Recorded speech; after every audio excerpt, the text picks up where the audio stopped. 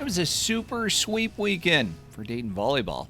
The Flyers rolled at the Frerick Center Friday and Saturday, taking down Loyola Chicago in straight sets both days. UD has now won 10 straight games and extended their Atlantic 10 win streak to 27. Dayton ranked 21st in the country with an overall record of 17-1, and the only unbeaten left in the conference, sitting in first place at 7-0. Flyer football was back home on Saturday against Davidson. Drew Van Vliet connected with Donovan Weatherly to start the scoring. Van Vliet also found Jake Coleman in the back of the end zone as Dayton led 13-7 at the break.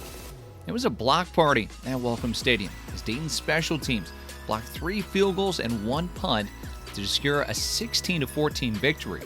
UD remains perfect in the PFL at 2-0 and 4-1 on the season, riding a 3-game winning streak.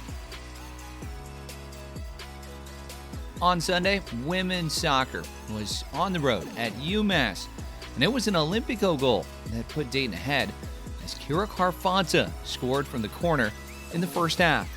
It was the defenders' 5th goal on the year and 3rd goal in her last 3 games.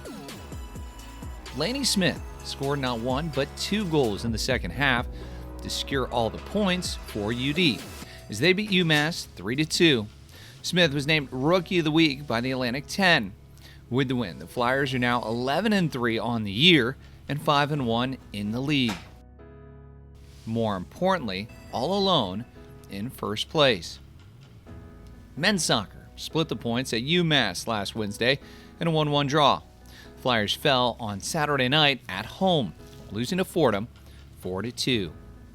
This week, we go back to the Frerick Center and talk Dayton Volleyball with the reigning player of the year in the Atlantic 10, an honorable mention All-American Lexie Almodovar, who shares her story of changing positions at UD, playing outside hitter standing at 5'8", and her meaning of Flyer legacy.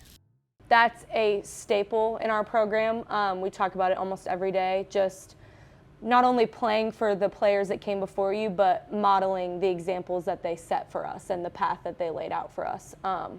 Obviously, we have a lot of opportunities now, and a lot of things have come our way, but that wouldn't have happened without them. So I think that that's huge for us, is understanding how much they've kind of paved the way for our program. But in terms of leading by example, I've had so many players that have kind of shown me the ropes, being in the program for 5 years now.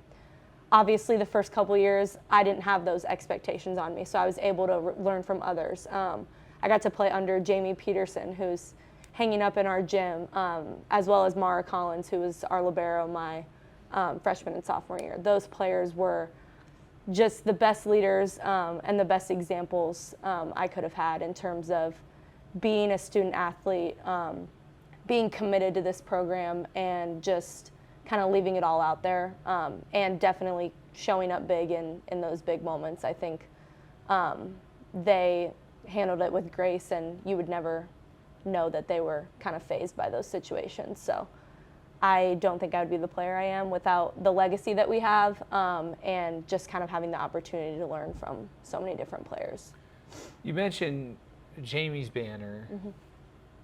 It's really neat now. You have your own banner. Describe that feeling and being able to play under it. It's hard for me because, I mean, I get emotional thinking about it, but I came to Dayton as a libero. I was supposed to play libero here, and even though I'd played outside my whole life, I was going to transition to the libero position, being here at Dayton. And I think that at the beginning I was kind of like, wow, like I'm going to get the opportunity to play outside. I was excited. I wanted to take advantage of that opportunity and just kind of prove everyone wrong that thought that I maybe couldn't do it, or that I was too short, or whatever else had been said about me in the past. But I think I am just very proud of myself, and I feel like if you would have told me this 4 years ago, I would have been like, you're crazy, like that would never happen. But I think I'm just incredibly proud of myself, of the growth that I've made in being here, and just kind of doing what wasn't expected of me. But that, again, comes with my coaching, the time that I've spent doing this, and my teammates. I think that banner being up there is a team win and a program win for everyone. I think that everyone was involved, everyone played their part, and I definitely wouldn't be hanging up there without last year's team and what we were able to do. Honorable mention, All-American, 4-time first-team All-Conference. You have been able to produce from the get-go. And I find it so interesting you telling your story about libero. Yeah. I think another thing that the fans really enjoy is the fact that you're not the traditional outside hitter. How much pride do you take in being at the front of the net, flying through the air and hitting one hard, in sort of a world now in college volleyball where there's not many players under 6 foot doing that? Yeah.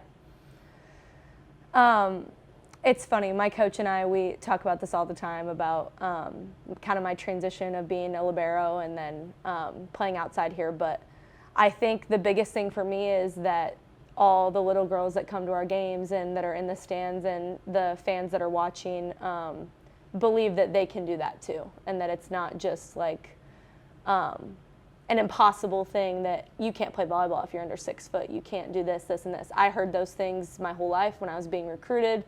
And it's just not true. I feel like if you put your mind to that, and if they can see someone that is able to do those things, I think it can make the world of the difference in terms of having that confidence and just going after what you want. So I think the biggest pride for me is for them, so that they can see that and know that it's not unreachable by any means. This entire interview will be released on Thursday at noon. You can find it through Flyers Weekly on Spotify, Apple Music, and our YouTube channel at Dayton Flyers. The action starts tonight at Beauchamp Field with men's soccer as they welcome in a top 5 opponent in the West Virginia Mountaineers. First kick will be at 7 o'clock. Then Thursday, the women's soccer team returns home. They'll take on LaSalle Explorers at Beauchamp with first kick at 7. Friday, volleyball back in action at the Frerick Center. They welcome in the George Washington Revolutionaries for 2. Friday night's game at 7. Saturday's game, first serve, at 1 o'clock. That'll be the same time for Dayton football as they hit the road. They'll be in Indianapolis, take on the Butler Bulldogs. On Sunday, a busy day. It starts with women's soccer at home to take on VCU. That'll start at 1 o'clock. And 5 o'clock, basketball gets underway as Dayton will host Xavier in an exhibition. It's the spotlight to shine a light on mental health for Jay's Light. The Flyers and the Musketeers will tip off at 5 o'clock from UD Arena in a game that supports adolescent and young adult mental health and suicide prevention. For more information on anything Dayton Flyers, you can go online, DaytonFlyers.com, and follow us on social media at Dayton Flyers.